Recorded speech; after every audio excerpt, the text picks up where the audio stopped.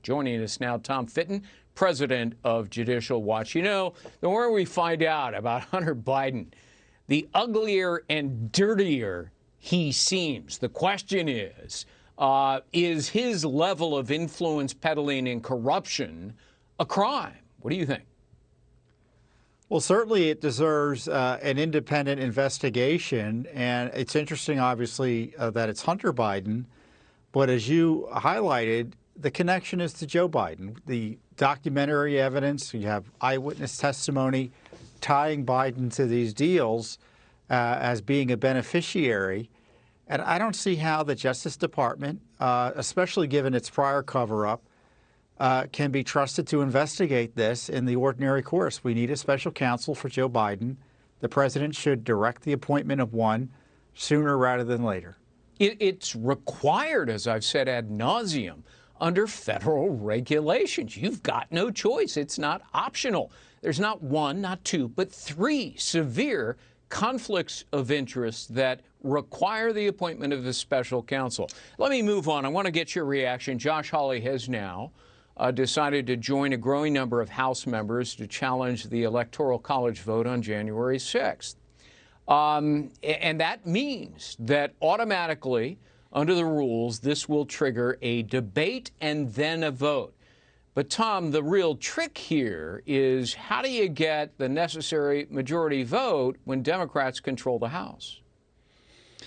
Well, the question is, how is that vote taken? Is it a majority vote that has been taken previously in other objectors, where other objectors have raised issues to George Bush and elsewhere? Or do they follow the Constitution, which suggests that it's a delegation by delegation vote, which would give Republicans, in theory, the edge in the House?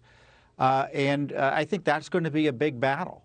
Certainly, viewers and Americans need to let their congressmen know what they view about this. So I don't think this is a done deal in the sense that the liberal media would have us believe. There's a real effort to suppress any debate about this because I don't think I don't think the establishment is confident the debate and the result will be as they want, which is to install Vice President Biden as president. Yeah. You know, Senator Hawley correctly cited as his reasons specifically the state of Pennsylvania. And, you know, Pennsylvania passed a law that said all ballots to be counted in the presidential election have to be received no later than 8 p.m. on Election Day. So the Pennsylvania Supreme Court took a look at that and said, and by the way, those are all elected Democrats on that Supreme Court. They said, we don't care about the law. Forget the legislature. We're going to create our own law that we will count late ballots in order to favor Joe Biden. They were violating the separation of powers under the Constitution by usurping the power of the legislature. So there's no question in my mind that in Pennsylvania, at least, the Supreme Court there rigged the election in favor of Joe Biden. What do you think?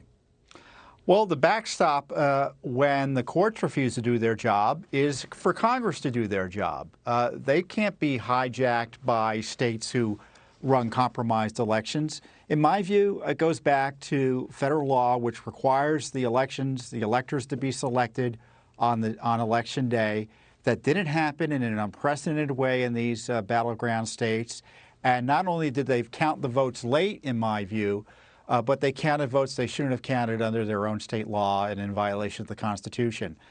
So these electors that have been certified for Joe Biden are invalid, I think the argument can be made, and should be rejected. And President Trump is the lawful winner based on that analysis. This is a straightforward analysis, and this is why the left has been so desperate to avoid the debate, because it's a simple argument and they could lose it. And Republicans tried to bring it before the U.S. Supreme Court, and Chief Justice John Roberts knocked it down, supporting what these Democrats on the Pennsylvania Supreme Court had done, violating the Constitution. Mitch McConnell's response to all of this is to introduce a bill which will create an election assistance commission to study election integrity.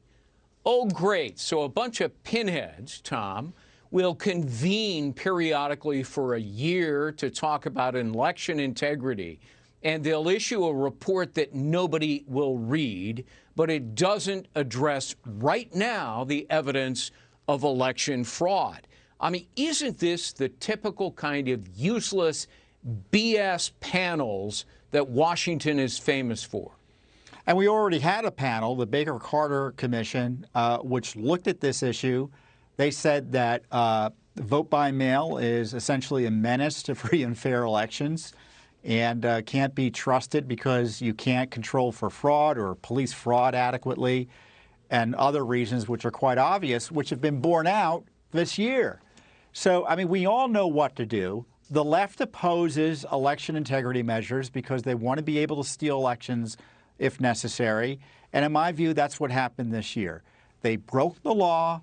They changed the rules contrary to the Constitution and the state regs and the state laws already in place to really create a failed election result in these various states. So there are 7 states whose electors are now subject, in my view, to objections and rejections that could give President Trump a second term. And believe me, listeners and viewers, Republicans and Democrats, for the most part, don't want to deal with the consequences of this election fiasco. You got to pressure them to do the right thing.